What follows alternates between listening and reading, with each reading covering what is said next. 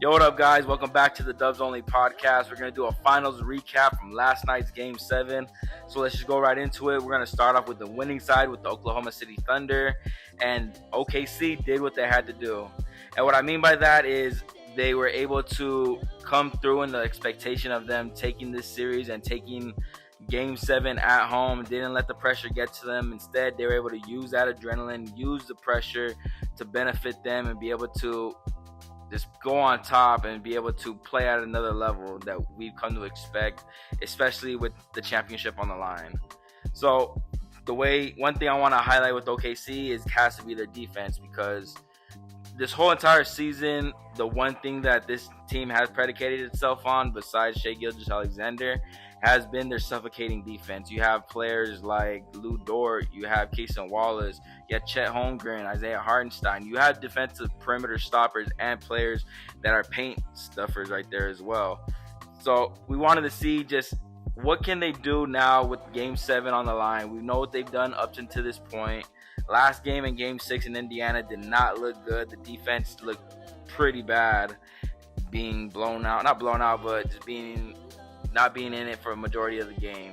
And coming into this one, what's going to happen? Are they going to show up and play defense, or is they going to let the pressure from Game 7 and what happened last game in Game 6 get to them? And they did not. They forced a lot of turnovers. It was a close game throughout the whole first half. It was a close game, and that's what I expected throughout the whole time. But when it came to that third quarter, when they came out of the second half, I don't know what Coach Daigneault said to them, but they were able to turn it up, be able to cause a lot of turnovers. The only person who was able to get their shot off and be able to score and make a difference for Indiana was TJ McConnell. And if you're OKC, you're going to live with that. You'd rather see one player like TJ McConnell go off rather than see Siakam, Mathurin, Nembhard, Turner. So it was pick your poison, and they picked their poison, and hey, they came out on top. So the defense was one big thing for me. And to predicate or to add on to what the defense did, the number one thing that Indiana was able to do throughout this whole playoffs were make comebacks in the game. And you were thinking, hey, if OKC is able to make a run, we've seen Indiana be able to take the punch and actually give one back. And this time we didn't see that. We're going to go back to that third quarter to where the defense of OKC was just stuffing, caused so many turnovers, got a lot of points off those turnovers, was able to get to the foul line early. And just from there, that's when you kind of had a sense of, okay, this one might be over right now. Now transitioning to the Pacers side is they couldn't find a second scorer. Now, the tail of this game is going to be Tyrese Haliburton going down in the midway through the first quarter. Just what would have happened? What if he would have stayed in the game? Because how he started this game was he shot the ball. He shot lights out. In 5 minutes, he made 3 or 4 threes, all straightaways, a little bit from the wing, but more straightaways. And the thing with his shot was he was being aggressive and he was looking for it. He wasn't going out to pass. He wasn't looking to make a play. He was looking for, I'm gonna make my shot. I'm gonna make this my game. I'm gonna be a threat, and you're gonna have to play me all 94 feet of this floor, or at least the whole entire half court, because he has that range. He has that ability to score. And the fact that he went down with that injury, with the calf injury, that we've seen many players go out in the playoffs with Damian Lillard this year. You had Kevin Durant before. You just hate to see it, especially on a game of this magnitude, especially with a game that how much of an impact that he's had, because he's had his fingerprints from game 1, making that game winner, to having the 30-point game, to tailing off, but then having the start that he had in this one. It just leaves a what if. What would have happened if Tyrese Haliburton would have kept playing and he never got hurt? So for me, big, we're praying for you, Tyrese. Hopefully we get to see you in a speedy recovery, and just wish nothing but the best for you. And the second thing that I got for have for Indiana was you couldn't find that second scorer. The first half looked promising. They were able to play with the Oklahoma City Thunder, getting stops, making shots, especially with Nembhard at the end of the first half. You thought after he made that sidestep three that, okay, Indiana is going to be here to play and this is going to be a guts out, grind it out type game. But that wasn't the case. When it came to the third quarter, like we mentioned earlier with the Oklahoma City defense, that defense just suffocated the Pacers. And I think just them not having Tyrese Halliburton out there to be that ball handler, be that person to get them situated, get them in the right position, right plays and stuff like that, that just played a huge factor. And we've seen Nembhard be able to play that role, be able to score and be a playmaker, but the defense of Oklahoma City just stuffed them, and we didn't see anything from Nembhard. We didn't see much of Siakam. We didn't see much of this entire series, Miles Turner, and that's honestly what really hurt the Pacers in this one, because you expect these type of players to step up when the number one guy or when your star player, your franchise player goes down. You expect players like Nembhard, Siakam, Turner, people who are getting paid the big bucks to step up, and it wasn't their night. Now that we wrapped up that recap with Game 7, I have 2 questions for the Oklahoma City Thunder that we're going to get into. So question number 1 is going to be, is this the beginning of a dynasty?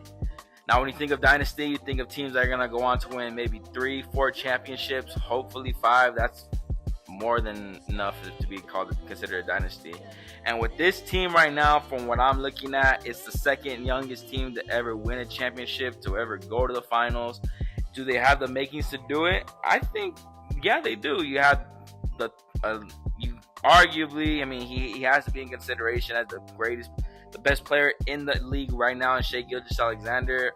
My vote still belongs to Jokic, but it's an open debate now after he won the championship and he's the reigning Finals MVP and the MVP. You have that player. You have your superstar already solidified. You have your secondary option with Jalen Williams, who I think is just scratching the surface of what he can become. I think having this Finals experience and just having Shai Gilgeous right there is gonna be able to take his game to another level next season, and just not having that pressure of, I don't have to win a championship. I don't have to prove myself to win a championship. You want to win more, but you don't have to prove yourself no more because you've already won one. And that's going to be able to, I think, let him play freer, and that's going to expand his role and expand his game. Let's go to a third option. You have your defensive stopper in Lou Dort. You also have your defensive stopper in Cason Wallace. You have those 2 perimeter stoppers, wings.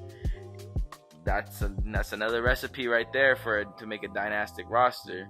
You have your 2 bigs. You have your Chet Holmgren, and you also have Isaiah Hartenstein, both paint protectors. You have your weapons on the bench. You have Caruso, your vet. You have Andrew Wiggins, who can also shoot threes. You have Isaiah Joe, who didn't play a lot this finals, but if you've been watching the games, and from what I've seen in my point of view, I think he's their best shooter out of everyone on that squad. So you have your players going forward who are under contract still. You still have your draft picks going forward. So I think that this team still has all the capabilities to be able to make a run at a couple more championships. Say if this particular group isn't gelling the next couple of years, then you have those future picks that you're able to make a deal. Maybe bring another superstar, maybe bring just a regular star, maybe bring someone that we don't know who just needs an opportunity, and once he gets that opportunity, he's going to blossom into a star. So I think that this team does have all the capabilities to be a dynasty. And question number 2, is Shai Gilgeous-Alexander the greatest Thunder of all time? Now, when you look at the Thunder, the first 2 players that should come to mind are Russell Westbrook and Kevin Durant. You don't think of this next generation of Thunder players, of anything as historic, because they're still playing and they just got here. Well, for Shai Gilgeous-Alexander, this is his 5th or 6th year with the franchise. And what he's been able to do in those 5-6 years, I mean, incredible work. Now, it's not to the point of what Kevin Durant was able to do, but one thing that Shai Gilgeous has over Kevin Durant, he has the championship. He brought OKC their first finals. And you can argue that who had the better team. I mean, if you look at it, that 2015, 2016 Thunder team, if they don't blow that 3-1 lead to the Warriors, then honestly, they win that championship, in my opinion. This team right here is young, and they went up against a young team as well in the Indiana Pacers, but they did what they had to do, and they won the championship. You can't fault who they played or who they went up against. You can only just talk about just what happened in the present and just what happened, which is what happened in general. So, in my opinion, if you want to look at the numbers-wise, Shai Gilgeous is the best player, is the greatest Thunder player of all time, in my opinion. It can only go up from here. I think having that championship has solidified him being with the franchise 5 years already and delivering the championship. I think that already solidifies him. I think we're still going to see more from him, and what we're going to expect is just a couple more MVPs, maybe another championship or two, maybe 3, who knows, just depends on what Sam Presti is going to do with the roster. But I just think just from where we are right now, he has the accolades, he has the numbers, and he has the championship. So, in my opinion, yes, he is the greatest Thunder player of all time. If you want to talk about skill-wise, then okay, you have a debate there that Kevin Durant is the best player to come out of Thunder because of his range, because of his length and stuff like that. But when it comes to legacy, when it comes to what you've done for the franchise, there's nothing bigger than winning a championship for your team. So I'm going to give it the edge for Shai on doing that. And to me, yes, Shai Gilgeous-Alexander has solidified himself as the greatest Oklahoma City Thunder player of all time. And he's going to have a statue right outside the Paycom Center. Mark my words. Well, that's going to be it for the Dubs Only podcast right now. Appreciate you guys watching. Continue to like, subscribe, comment, all that good stuff. More content coming soon. Peace.